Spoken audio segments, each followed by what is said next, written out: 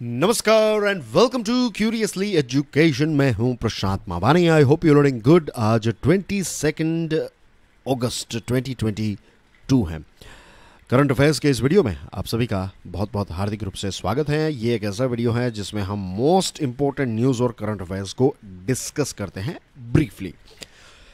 हमारे external affairs minister S Jaishankar साहब south America के 3 देशों की यात्रा पर गए हैं। पहला जो देश है दैट इज़ ब्राज़ील। ब्राज़ील का एक शहर है जिसका नाम है साओ पोलो, और वहाँ पर इंडियन कम्युनिटी को एड्रेस किया external affairs minister S Jaishankar साहब ने। यहाँ पर एस जयशंकर साहब ने भारत और चाइना के बीच में जो रिलेशनशिप है उसके बारे में बात की, और उन्होंने एक बहुत ही इंपॉर्टेंट पॉइंट ये बताया है कि भारत के साथ बॉर्डर पैक्ट्स यानी कि बॉर्डर एग्रीमेंट होने के बावजूद भी चाइना ने इसको डिसरिगार्ड किया है। और ये जो गलवान वैली का स्टैंड ऑफ हुआ इंडिया और चाइना के बीच में, ये दोनों देशों के बीच में जो रिलेशनशिप है इसके ऊपर एक परछाई की तरह है, एक शैडो की तरह है। It is very bad for the relationship. और उन्होंने ये भी कहा कोई भी जो रिलेशनशिप होता है, खास करके डिप्लोमेसी की बात करें, दो देशों के बीच में रिलेशनशिप की बात करें, तो ये वन वे स्ट्रीट नहीं हो सकता। वन वे स्ट्रीट का मतलब यहाँ पर क्या है कि मैं आपके साथ अच्छे रिलेशनशिप रखने की सारी कोशिश करूं और आप जब चाहे तब मेरा इंसल्ट करें, जब चाहे तब मेरे पर अटैक करें, तो इस प्रकार से नहीं हो सकता। It should be like give and take, जो हम कहते हैं ना, हमारी आम जीवन की भाषा में हम कहते हैं कि it should be give and take, दोनों के लिए विन विन होना चाहिए। तो रिलेशनशिप जो है ये वन वे स्ट्रीट नहीं हो सकता। It can not be A one way street, ऐसा क्लियरली एस जयशंकर साहब ने बताया। तो इसका मतलब क्या है इंडिया के पॉइंट ऑफ व्यू से या फिर जियोपॉलिटिकल पॉइंट ऑफ व्यू से? ये सिर्फ एस जयशंकर साहब का स्टेटमेंट नहीं है, ये भारत का एक ऑफिशियल स्टैंड है कि चाइना, अगर आपको हमारे साथ रिलेशनशिप अच्छे रखने हैं तो आपको हमारे साथ मिसबिहेव करना जो है वो बंद करना चाहिए। 1990s से भारत और चाइना के बीच में बॉर्डर्स को लेकर ऐसे एग्रीमेंट्स हैं कि आप बॉर्डर एरियाज़ में ट्रूप्स जो हैं उनको एन मास, ट्रूप्स एन मास का मतलब क्या है कि आप बड़ी क्वांटिटी में यहाँ पर ट्रूप्स को डिप्लॉय नहीं करेंगे, राइट। ये एग्रीमेंट्स 1990s से हैं। चाइना ने उस पर साइन किया है, भारत ने साइन किया है, लेकिन फिर भी चाइना ने क्या किया, यहाँ पर ट्रूप्स को एन मास कर दिया। चाइना हमारा एक पड़ोसी देश है और हर देश यही चाहता है कि उनके रिलेशनशिप जो हैं, सबसे बेस्ट रिलेशनशिप जो हैं, वो नेबरहुड में हो।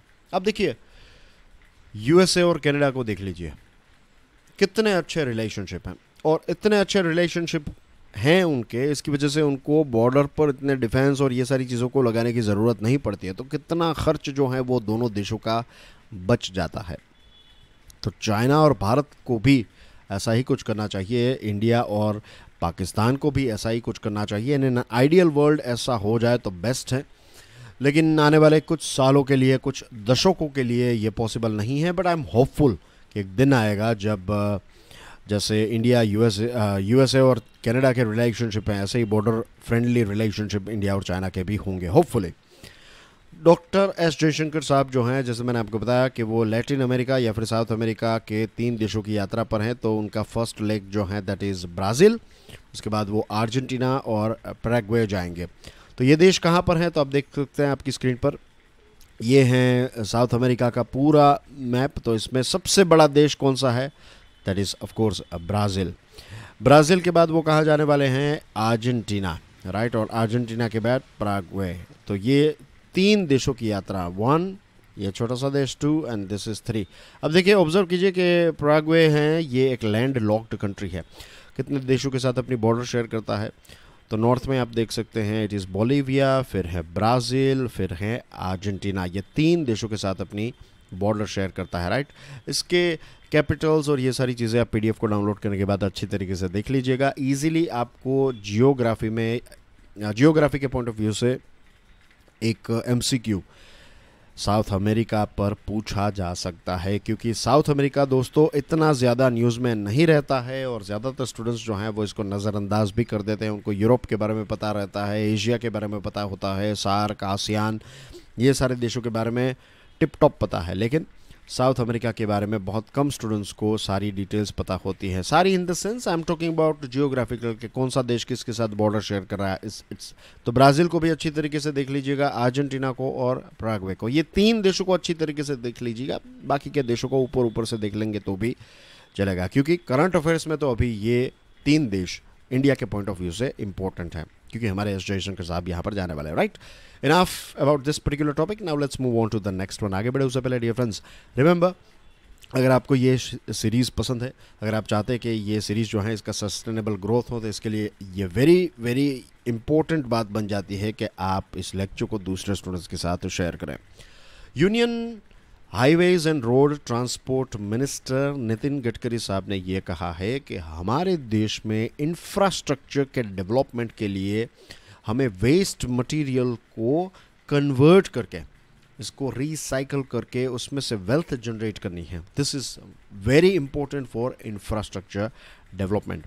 छोटी सी बात है, उन्होंने ये भी कहा कि रिसर्च पर और ज़्यादा फोकस करना चाहिए, हमें ज़्यादा से ज़्यादा रिसर्च करने की ज़रूरत है ताकि हम इकोनॉमिकली वायबल, कम खर्च में एनवायरमेंटल फ्रेंडली इंफ्रास्ट्रक्चर्स के प्रोजेक्ट्स जो हैं उनको कंडक्ट कर सकें।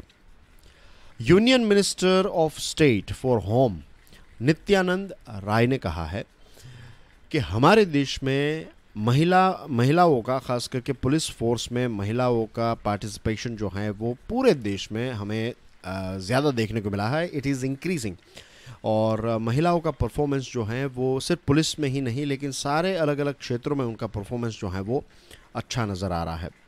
सेंट्रल गवर्नमेंट पूरी कोशिश कर रही है कि ज़्यादा से ज़्यादा महिलाएं जो हैं उनको पुलिस फोर्स में भर्ती किया जाए, और इस प्रकार की कॉन्फ्रेंस को एड्रेस करते हुए उन्होंने ये बताया कि ये कॉन्फ्रेंस इसीलिए कंडक्ट की गई है ताकि लीडरशिप की क्वालिटी जो है इसको और ज़्यादा डेवलप किया जा सके, खास करके महिलाओं में, और अलग अलग चैलेंजेस जो महिला पुलिस को फेस करने पड़ते हैं और दूसरे जो ऑफिसर्स और पर्सोनल हैं जो महिला पुलिस हैं तो उनको जो चैलेंजेस फेस करने पड़ते हैं तो उनको हम डिस्कस कर सकें और उनके कुछ सॉल्यूशंस निकाल सकें।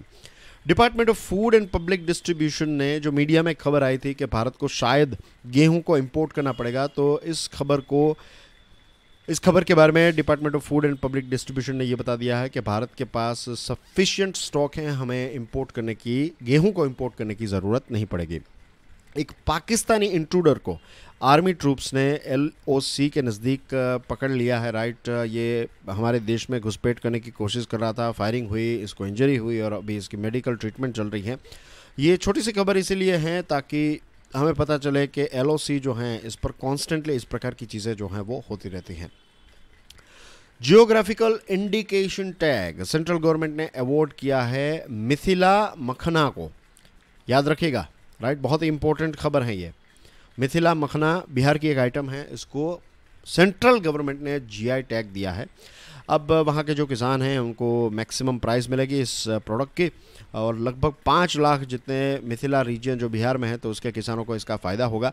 दोस्तों, एक बार जब किसी चीज़ को ये GI टैग मिल जाता है तो ऐसा नहीं हो सकता कि कोई भी कंपनी या फिर कोई भी व्यक्ति इसको बेच सके। नो, आप ऑथेंटिक प्रोड्यूसर्स जो हैं, ऑथेंटिक डिस्ट्रीब्यूटर्स जो हैं, वही इस प्रोडक्ट को बेच सकते हैं, और 10 सालों के लिए ऐसा रहता है और उसके बाद इसको फिर से रिन्यू किया जा सकता है। गवर्नर ऑफ इंडियाना क्या है? इंडियाना एक स्टेट है USA का।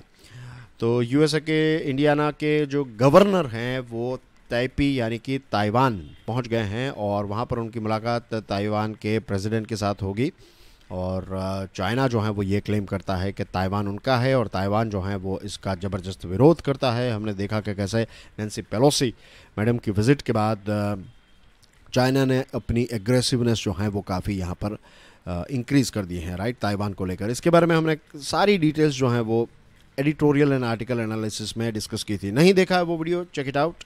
राइट, आप ये तीनों वीडियोस को देखते रहिए। EAA that is editorial and article analysis, ये करंट अफेयर्स वाला वीडियो, और फाइनेंशियल न्यूज़ एनालिसिस वाला वीडियो। वो बात अलग है कि पिछले कुछ हफ्तों से मेरी हेल्थ सही नहीं थी तो I was not able to record any videos, but now I am fit and fine. Thank you for your prayers and well wishes. तो अब आई एम फाइन, अब कोई होपफुली ब्रेक जो है वो नहीं होगा। I will continue the series. Japan के प्राइम मिनिस्टर फूमियो किशिदा साहब को अनफॉर्चुनेटली COVID-19 हो चुका है, और हमारे प्राइम मिनिस्टर साहब ने उनको विशेष एक्सप्रेस की हैं कि उनकी स्पीडी रिकवरी हो जाए। वो तुनिशिया जाने वाले थे अफ्रीका डेवलपमेंट कॉन्फ्रेंस को अटेंड करने के लिए, लेकिन मुझे लगता है कि अब ये इसको डिले किया जा सकता है क्योंकि जापानीज़ प्राइम मिनिस्टर साहब को कोविड हुआ है। अनफॉर्चुनेटली दोस्तों, हिमाचल प्रदेश में पिछले 2 दिनों से बहुत ज़्यादा बारिश होने की वजह से 27 लोगों की मृत्यु हुई है। अभी भी 2 लोग जो हैं वो इंजर्ड हुए हैं और 6 लोग जो हैं वो मिसिंग हैं, और 46 इंसिडेंट्स हुए अलग अलग जगहों पर, landslides, flash floods, cloud burst, road accidents के। तो let's pray for our brothers and sisters of Himachal Pradesh, और जो लोगों का निधन हुआ है तो उनके परिवार के लिए भी प्रार्थना करते हैं। राइट, बहुत ही अनफॉर्चुनेट चीज़ जो है वो हो रही है, और कहीं ना कहीं इसमें क्लाइमेट चेंज शामिल हैं, और कहीं ना कहीं क्लाइमेट चेंज के लिए हम सब रिस्पॉन्सिबल हैं। तो एटलीस्ट दूसरी कोई चीज़ हम ना कर सके तो एटलीस्ट हम प्रे कर सकते हैं, इज़ इट?